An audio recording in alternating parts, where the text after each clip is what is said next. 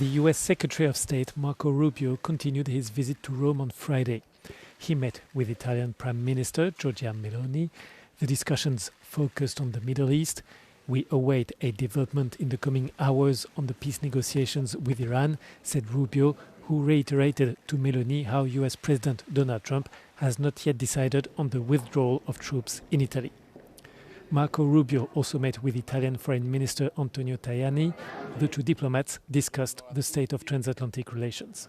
Le relazioni transatlantiche sono quelle che sono convinto che l'Europa ha bisogno dell'America, l'Italia ha bisogno dell'America, ma anche gli Stati Uniti hanno bisogno dell'Europa e dell'Italia. Queste sono le relazioni transatlantiche, l'unità dell'Occidente è fondamentale.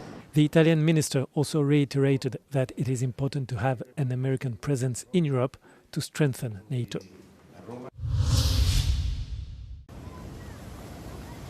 The United States and Iran exchanged fire on Thursday in the Strait of Hormuz.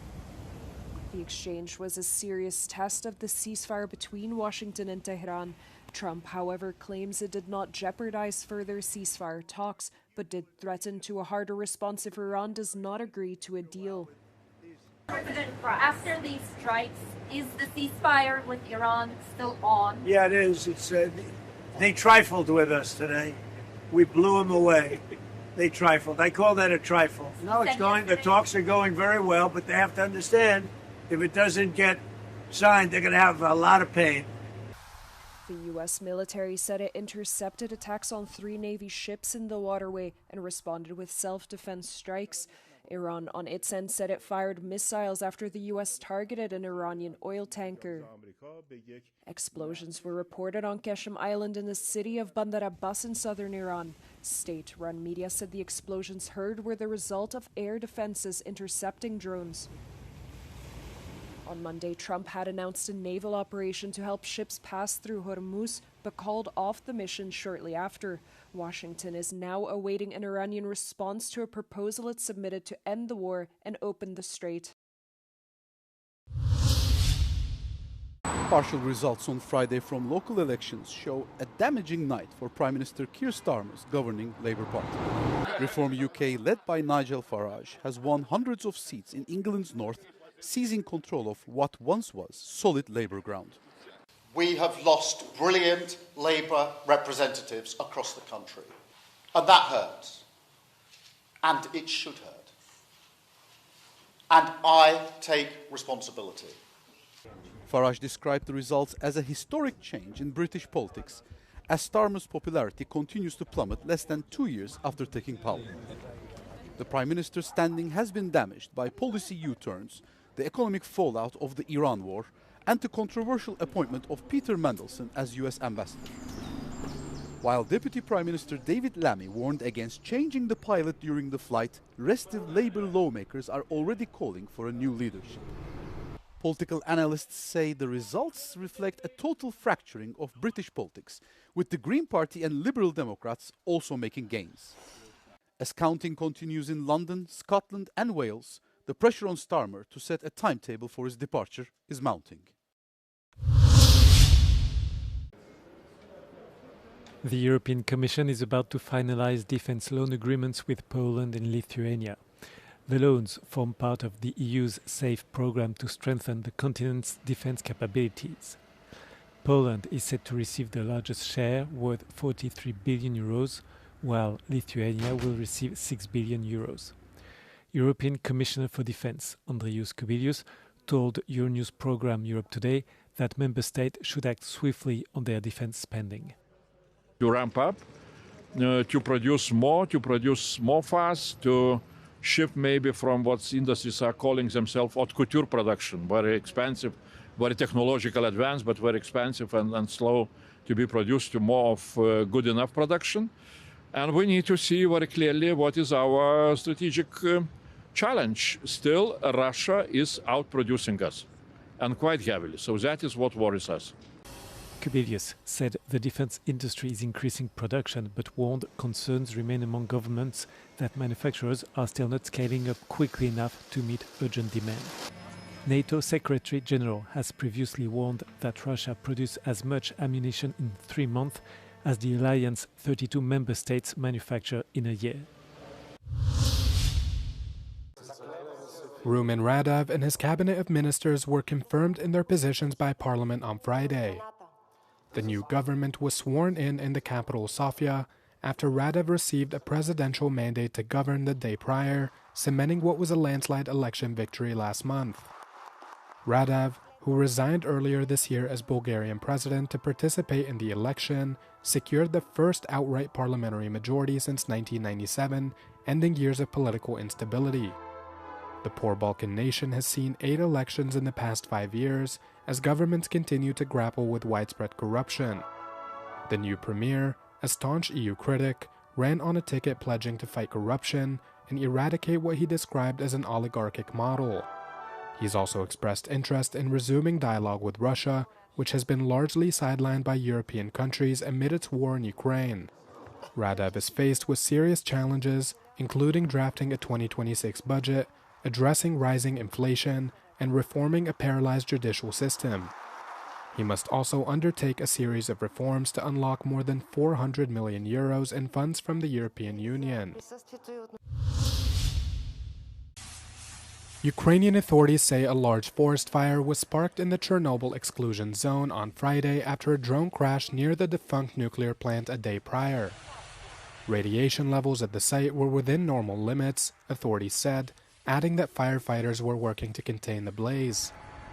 Videos published by Ukraine's State Emergency Service showed large plumes of smoke billowing into the sky from the area, parts of which are closed off to the public due to high levels of radioactivity.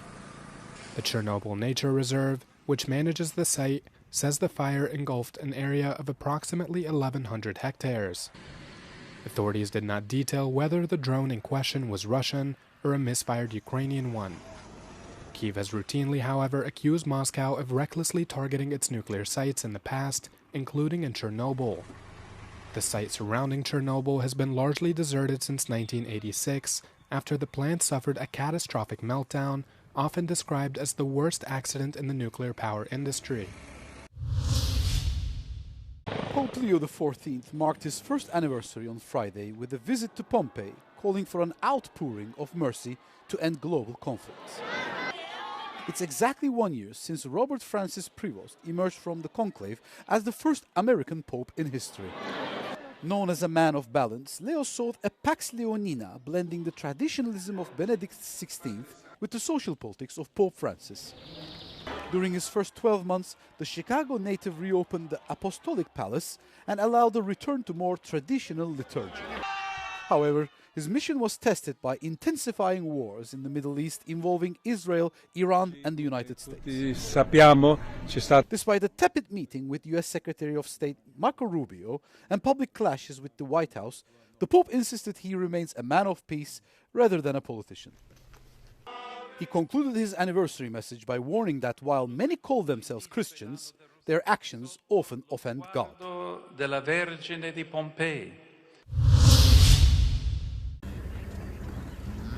Sir David Attenborough, the leading voice on climate change and known for his iconic nature documentaries, turned 100 on Friday. Attenborough is most known for series such as Planet Earth, Life on Earth, and Blue Planet. For years, his work has shaped popular understanding of the natural world and the importance of protecting it. I had rather thought that I would celebrate my 100th birthday quietly, but it seems that many of you have had other ideas. I've been completely overwhelmed by birthday greetings, from preschool groups to care home residents and countless individuals and families of all ages. One of the most famous moments of his career, one that he recalls as one of the most memorable himself, is when he encountered a playful group of mountain gorillas in Rwanda. During the scene, one younger gorilla tried to take off Attenborough's shoe while another laid on top of him. The scene was voted one of Britain's top TV moments of all time. In honor of Attenborough's century on Earth, a newly discovered parasitic wasp native to Chile was named after him. And the BBC will celebrate the occasion by hosting a 90-minute live show for his birthday at London's Royal Albert Hall. It will also broadcast a full week of programming dedicated to Attenborough's life and work. We are a force powerful enough to destabilize our planet. Surely, working together, we are powerful enough to save it. It's a sight that has sent shivers down the spines of visitors for centuries. At the Banz Monastery Church in southern Germany, 4 complete skeletons sit draped in silk, brocade and precious stones. Known as the catacomb saints, these remains, Vincentius, Valerius, Benedictus and Felis Benedictus, were brought from Rome during the late 17th and 18th centuries to enhance the status of the Bavarian monastery. Church custodians admit the sight can be creepy, with hollow eye sockets that seem to stare back at the living. Das war am Ende des 30-jährigen Krieges. Das war ja eine schreckliche Zeit. Da ist ja 3/4 der deutschen Bevölkerung einfach umgekommen. Durch Kriege, Seuchen etc. war es schrecklich, auch hier. Und da hat man versucht, durch den Barock das Tor zum Himmel zu öffnen. Deswegen wurde das alles so schön gestaltet. Man wollte einfach, das war eine Flucht.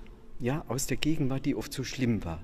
Und deswegen hat man auch diese gruseligen Skelette einfach schön drapiert und möglichst lebendig dargestellt. These holy bodies are kept out of sight for most of the year, hidden behind wooden panels. They are only revealed on special occasions such as All Saints' Day, serving as a gilded reminder of a time when relics were the ultimate symbol of spiritual power.